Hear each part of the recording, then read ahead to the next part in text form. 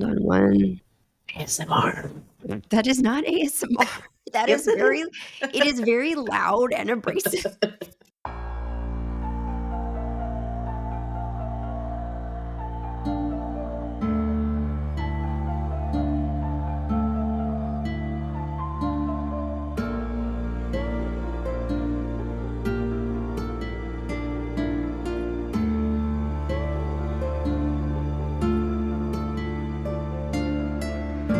Hello and welcome back. This is Don't Watch at Night, a spooky little podcast dedicated to Spanish language horror and Latin American horror. I'm your host, Valerie. And I'm Veronica.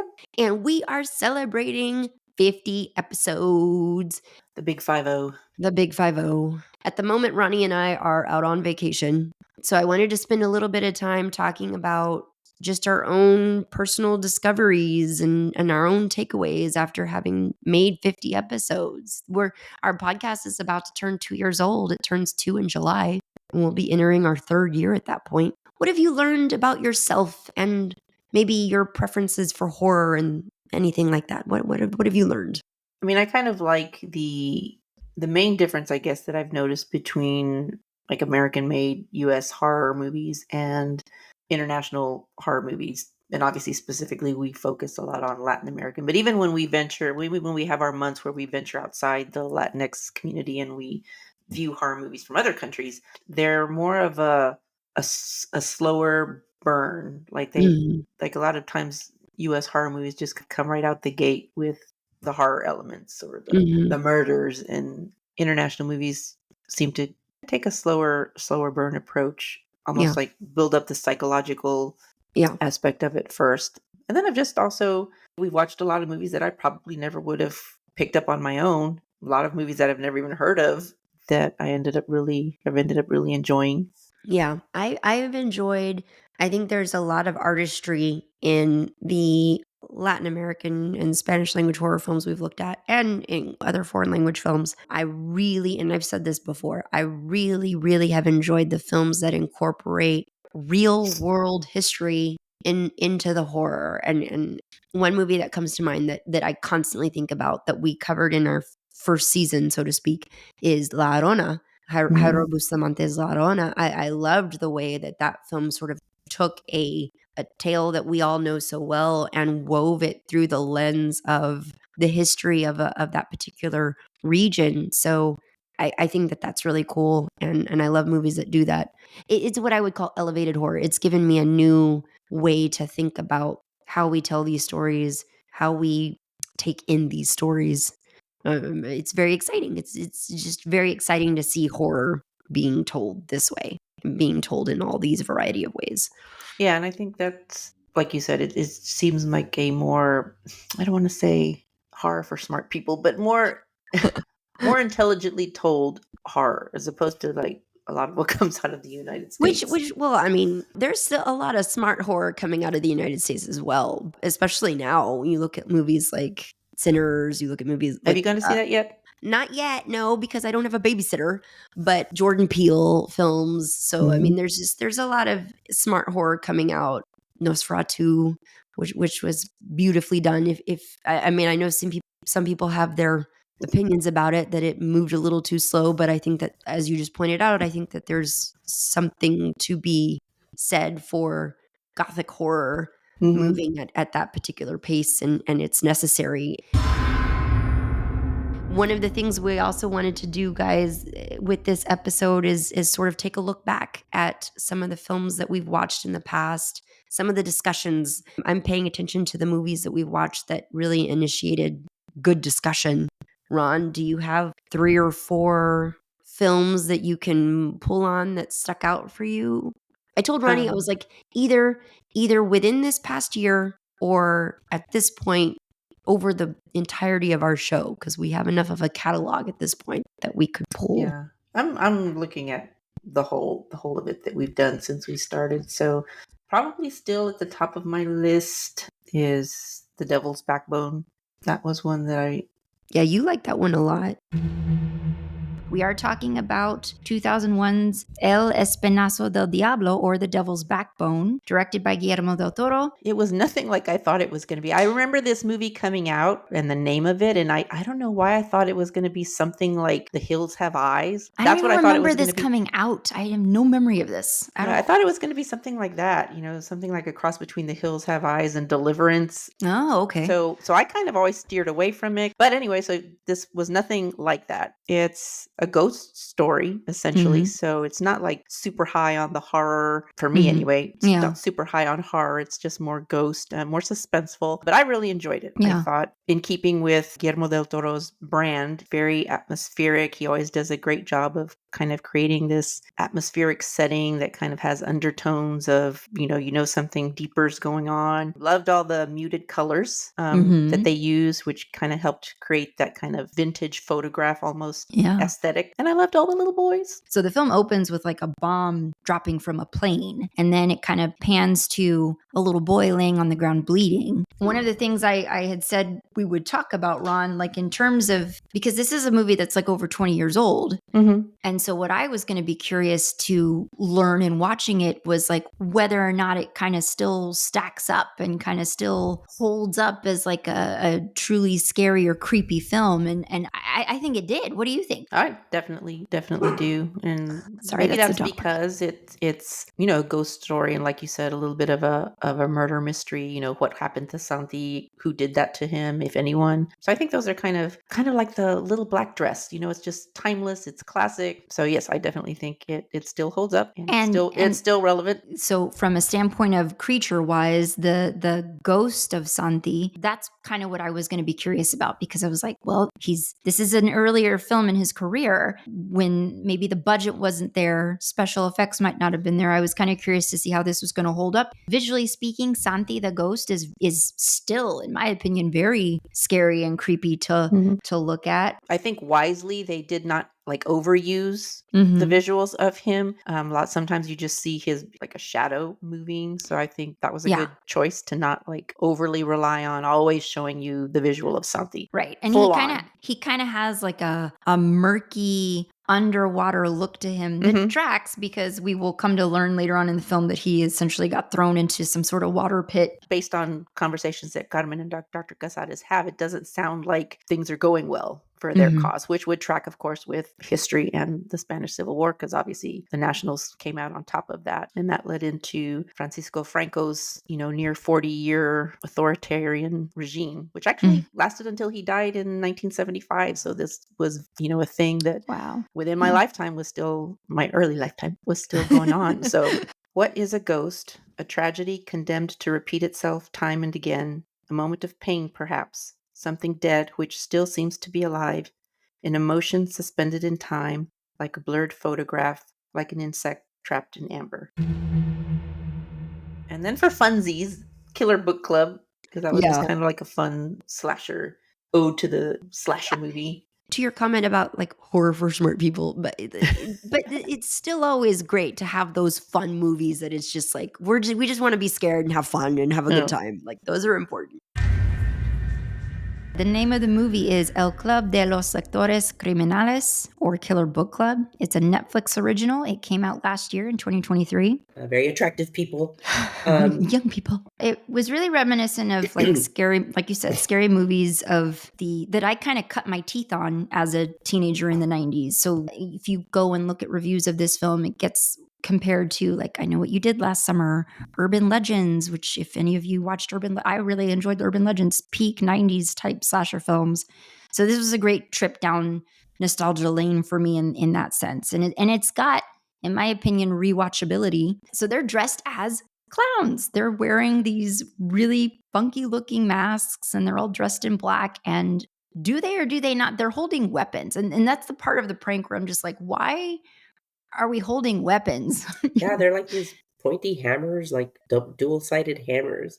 And so we can't really tell who's who because they're all wearing the masks, and except for Ancala. We know who she is, but the rest of them, we can't tell who's who. We came across an article in Variety talking about the 20 creepiest clowns in movies and TV. And obviously, one of the most notorious ones on there is It, the made-for-TV movie.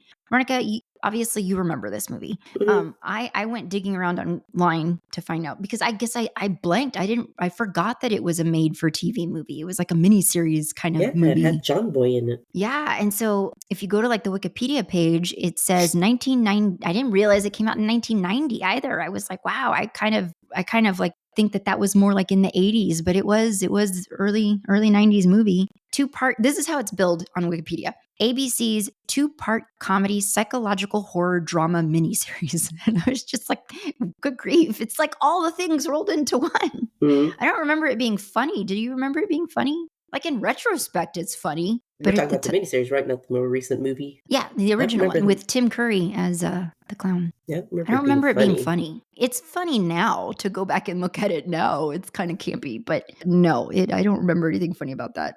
But yes, there are others, and so we were looking at the list today, and we're not gonna go through all of them because there's 20 of them, but we will, as always, link stuff for you guys. I haven't seen a lot of these actually. Well, yeah, I haven't. You know why? Because I don't generally watch movies with scary clowns. I don't mind clowns. You know what the weirdest thing I found on this list? I thought that Killer Clowns from Outer Space was made in 88. I could have sworn this was like a 60s movie, but it was really. It's from 1988.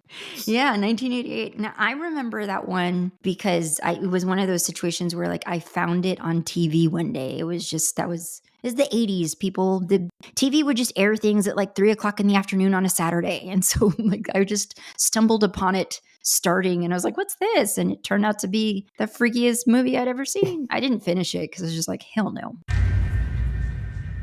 What else? Phenomenon. That was a fun one too. And then Wreck, because that was zombies. Yeah. Zombie-esque beings. So interestingly enough, none of those are like those were all like what, first year, second year? First year. When did you say the second year started? The House at the End of Time, it was the first. So guys, years for us are measured by summer of last year to summer of this year. So the House at the End of Time was what we watched in May of last year. That's where we're picking up now. So, well, okay, then I'll divide it into first year and second year.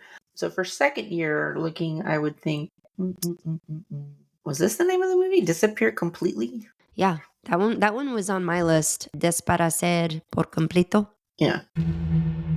So the film we watched is Desaparecer por completo, or Disappear Completely. This was a film that premiered at Fantastic Fest here in 2022, but it received theatrical release in Mexico this year, 2024, and it also hit Netflix streaming this year as well. So kind of a big gap. It's been on a bit of a journey. It's directed by Luis Javier Enaine. It really was just more the psychological horror that our main character is experiencing and the pretty cool way that the director found to make us as the audience towards the end of the film, which we'll get more into later, let us experience it also with him. Yes. So yes. Yeah, I thought it was really cool. I enjoyed it. No, yeah. I think for the fact that the main actor that plays the main role, Santiago, was all over this film, I'm hard pressed to think of any scenes that he wasn't in, and I think he did a really good job of carrying the movie. And very, very solid actor. Mm-hmm. Which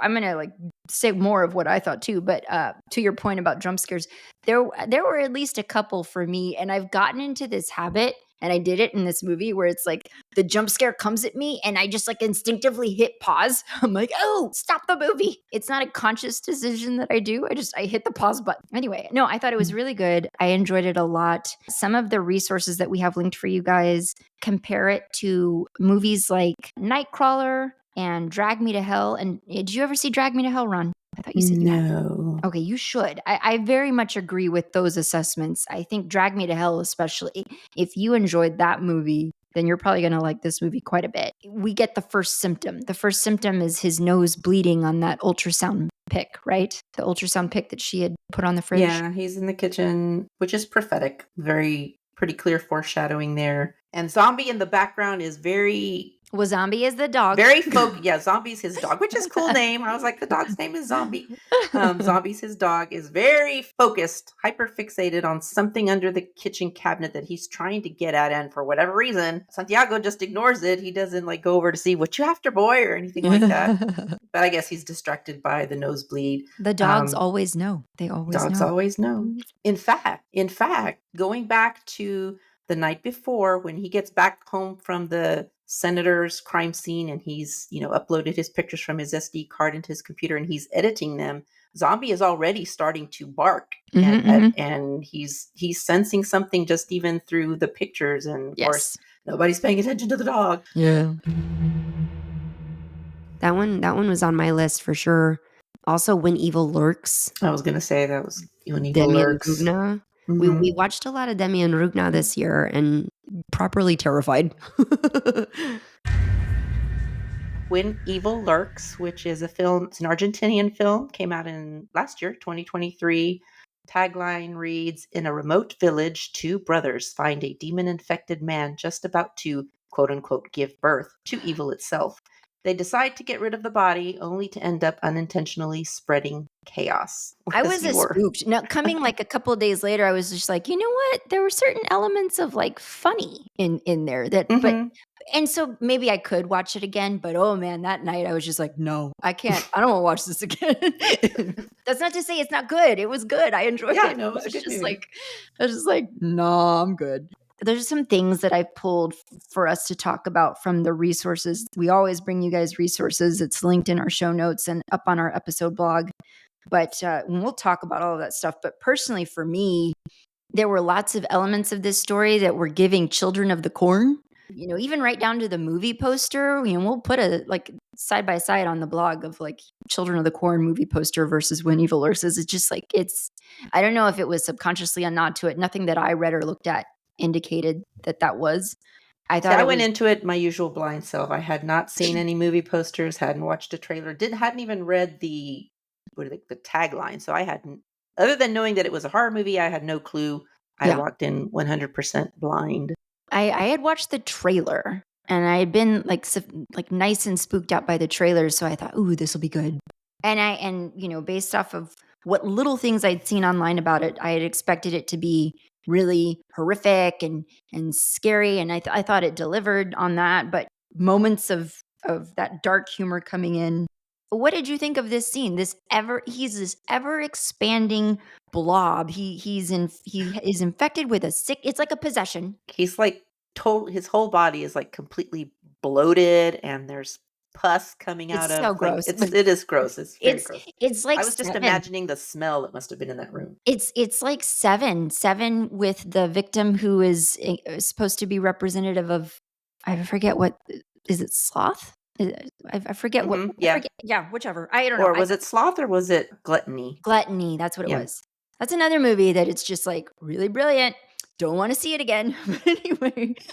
Hi guys, dropping in real quick to let you know, Don't Watch at Night is getting ready to turn 2 this summer, and that's so exciting. It's been a wonderful journey getting to do this podcast with Veronica. For those of you who don't know, we are actual sisters. We started this podcast with a goal in mind of lifting up Spanish language horror and Latin American horror because there are so many rich, wonderful stories out there in that realm. Though we do cover all kinds of other horror because it takes a village. But what we are asking you now as we approach year 2 is to drop us a comment or review and let us know how we're doing. If you listen over on Spotify, did you know you can leave comments on episodes and give your feedback? If you're listening over on Apple, you can drop us a rate and review. It's a great way to let us know how we're doing and to also share the show with other potential listeners out there who find us by way of your reviews. So do us a favor, if you like what you've been listening to so far, and if you want to hear more, give us a comment, give us a rate, a review, give us a follow, and share us with other spooky little weirdos out there in your life, okay? We love you. Thanks. Elementary. Elementary was fun. I'm putting this one on my list just because it was so weird and so fun. The Similars. I liked The Similars. Because it reminded me of Twilight Zone movie. It reminded me of Twilight Zone. So that one's going on my list. I liked that one. The movie we watched was Elementary, also known as The Devil and the Blacksmith, or is it The Blacksmith and the Devil? Anyway, that's Blacksmith what it is. and the Devil, yeah. Blacksmith I got it and the confused. Yeah. The movie came out in 2017, has a runtime of 1 hour and 38 minutes. Sweet spot, thank you so much. It was directed by Paul and apologies if I mispronounce this name, Paul Urquijo Alijo. And so that's one of the things that I appreciated about the movie. I like that he kind of already is this tortured soul who's not entirely pure. He's not entirely without fault or without a sense of wrongdoing. You know, he does do harm in the movie. He's not entirely good. So I thought that rounded out the character really well. Even a demon can have a redemption arc. We watched a 2015 film called Los Parecidos, The Similars, directed by Isaac Esban. It's kind of bonkers. You know, not Terror. super intense and horrifying. And yeah, this would be kind of a little more on the lighter vibe. There are obvious Twilight Zone references that a couple of reviews brought up. They specifically cite the It's a Good Life episode, which first aired in 1960. But then the one that I was thinking of, Ron, do you remember the pig-faced people episode? No. You never saw the pig-faced people one? I don't think so. Where it's just like, it's this beautiful girl who's trying to she's had multiple surgeries trying to get this hideous face that she has corrected, because in this reality, everyone else looks like a pig. So everyone else is normal and she's the quote unquote freak. What else? Is Kronos going on your list? It was Del Toro. The Darkness. The Darkness, yeah. You Las liked that one a lot. Tinieblas. We watched Las Tinieblas, which is The Darkness. And where do I have it? Okay, so this movie came out in 2016. This is a Mexican post-apocalyptic dystopian horror thriller sort of film. It's directed by Daniel Castro Zimbron. So we don't know what happened to the world to make it this way. We don't know how long it's been. We get a sense of maybe how long, or at least minimum how long it's been, because Angel, the boy, who's kind of our main feature character, has never seen an automobile before. He doesn't know what they are. Comes up. So that gives a little bit of a time sense, at least in his lifetime. It's been that long. And how old would you say Angel is? I mean, to I me, always suck at judging ages for children.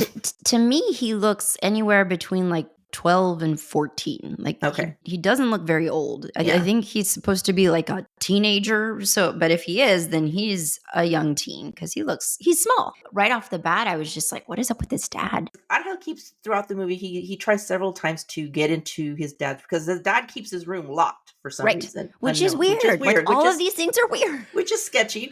Sketchy to begin with. There's not a ton of dialogue throughout this entire film, but especially in the opening. So the other thing that we pick up because of the masks is that the air outside, or the fog in particular, that we are led to believe is toxic or unsafe, even though we do come across others out there who don't have masks on. So it's hard to know like what's real, what's not. Well, let me tell you, when Angel sees him and then we see that shot of him in the misty outdoors and he's got the axe, I was like, oh God, is this going to be a shining moment? So those are good. We watched some really good ones. Yeah. What see, was that's one that I would never have heard of and never would have watched on my own. this year was also the year that we had our Halloween special. So we watched Pumpkinhead, we watched Motel Hell. We're kicking off Don't Watch It Night's Halloween 80s era, and we're doing it with 1988's Pumpkinhead. 36 years ago, this movie debuted. No, let me see if I can channel my inner Vincent Price. I will say one of the issues I have with this movie is Pumpkinhead, the titular character, does not actually have a pumpkin head. So I feel misled. I feel misled. This is always the situation. There's always a dude going out into the dark in a wooded area with a rifle. And it's like, if it was up to me, I would just stay put. You got to say Ed Harley. Ed Harley. Veronica and I are strolling through the garden of heads that can only be found at Motel Hell. I wonder if this was the genesis of the idea for Cabbage Patch Kids. Wouldn't that be funny? Farmer Vincent's Fritters.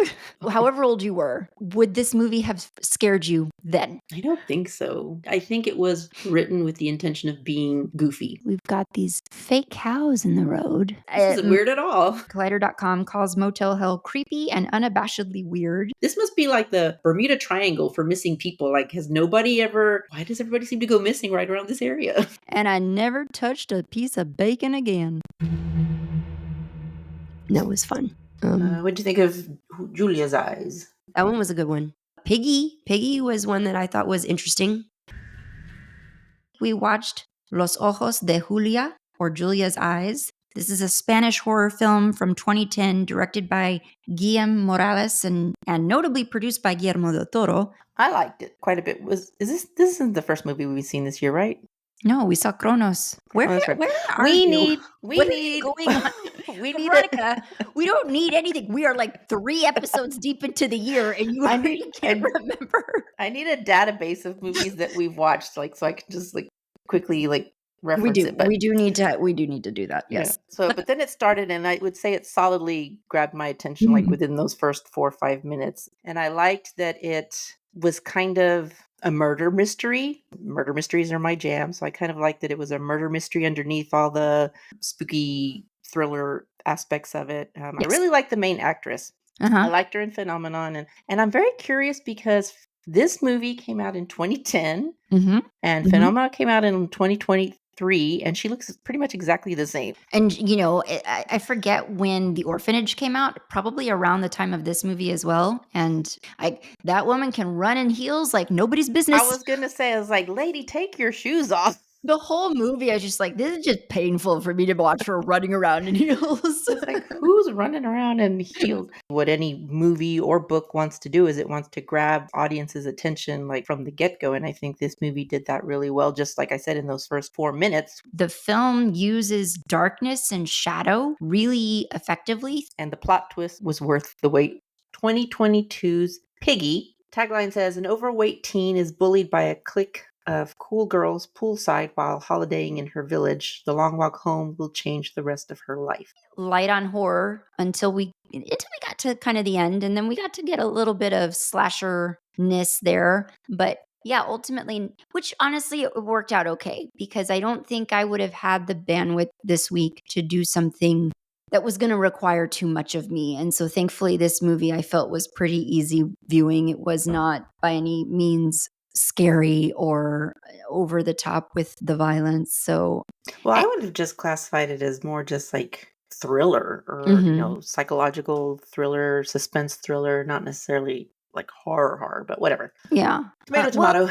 Yeah, I mean, like the ending scenes with the girls in the warehouse they're in, like there's a little bit of gruesomeness there. We'll cover that, but yeah, that was the only part of the movie where I was just like, ooh, that's nasty. Do you ask some of the people in the bar if they know anything about the town up ahead, order a Bud Light, or ask if anyone wants to do shots?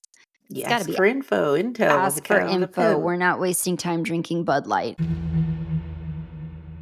All right, loves, that's going to be it for today. Hopefully that gives you a bit of a sampling of what we have to offer if you're new to the show. If you've been with us since day 1, thank you for sticking with us for 50 episodes now.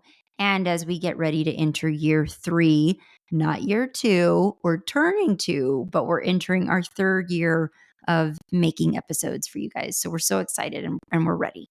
Coming up later this month, we've got one more look back episode, and this time we'll be visiting the wonderful works that made up our Don't Watch at Night book club list over the course of the year. So stay with us, and we will see you next time. Bye.